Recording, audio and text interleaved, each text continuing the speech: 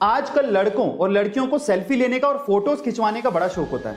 ऐसी एक लड़की ने बहुत ही खूबसूरत गार्डन में एक फोटो खिंचवाई। जब वो वापस घर आई और उसने फोटो को दोबारा देखा तो फोटो तो बहुत अमेजिंग थी, लेकिन उसमें एक गड़बड़ हो गई। उसमें एक माली जो कि पौधों को पानी दे रहा था वो भी आ गया।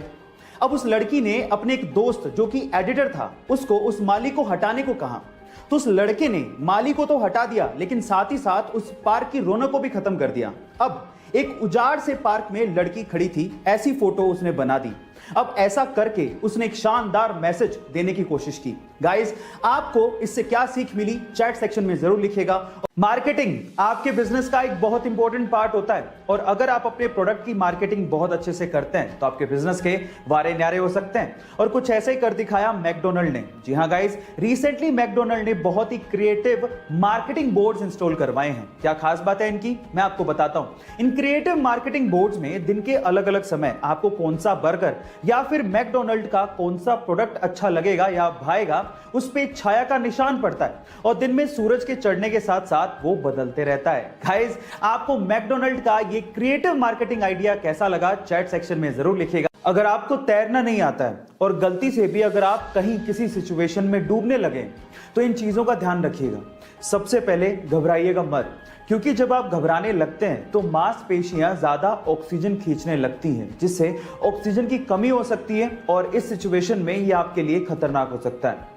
नंबर 2, अपने सिर को ऊपर रखें और सामान्य तरीके से सांस लें। फेफड़ों में जब हवा जाती है तो वो आपको तैरने में भी मदद करती है।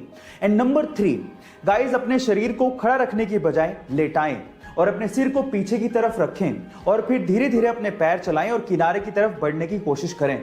इस तरह से आप डूबने से बच सकते हैं। गाइस, आप में से बहुत सारे लोग हेल्थ कॉन्शियस होंगे और उसके लिए वो सुबह शाम जॉगिंग भी करते होंगे, लेकिन पूरी दुनिया में एक देश ऐसा है जहां पर जॉगिंग करना गैर कानूनी है।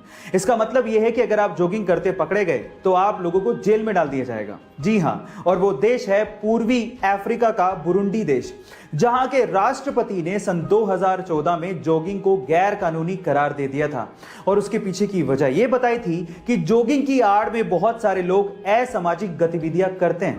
आपका इसके बारे में क्या ख्याल है चैट सेक्शन में लिखना मत भूलिएगा। गाइस, अगर आप एरोप्लेन पे ट्रैवल किए हो तो आपको ये पता ही होगा कि बहुत सारी चीजें एरोप्लेन में अलाउड नहीं होती, और उन्हीं में से एक है मर्क्यूरी वाला थर्मोमीटर। जी हाँ, मर्क्यूरी वाला ये पुराना थर्मोमीटर आप एरोप्लेन में नहीं लेके जा सकते। उसके पीछे का रीजन क्या है मैं आपको बताता हूं। एक्चुअली एरोप्लेन में बहुत सारा हिस्सा एल्यूमिनियम का बना होता है, और आपकी जानकारी के लिए मैं आपको बता दूं कि मर्क्यूरी एक ऐसा लिक्विड मेटल है जो कि एल्यूमिनियम के साथ तुरंत कंबाइन होके उसमें जंग लगा देता है, उसे गलाना शुरू कर देता है।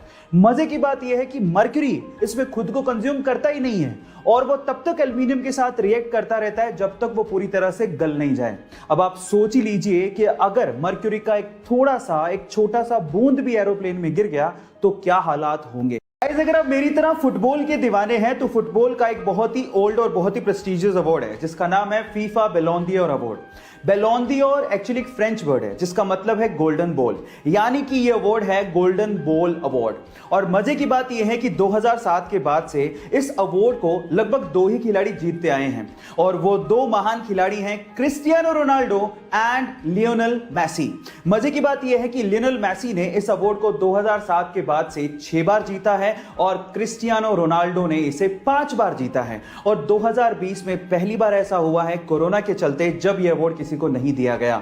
गाइस, ऐसे ही इंटरेस्टिंग फैक्ट्स के लिए YouTube पे हमारे चैनल को सब्सक्राइब कर लीजिए, और अगर आप इंस्टाग्राम पे देख रहे हैं तो मुझे फॉलो करना मत भूलिएगा। मिलते हैं अगली वीडियो में।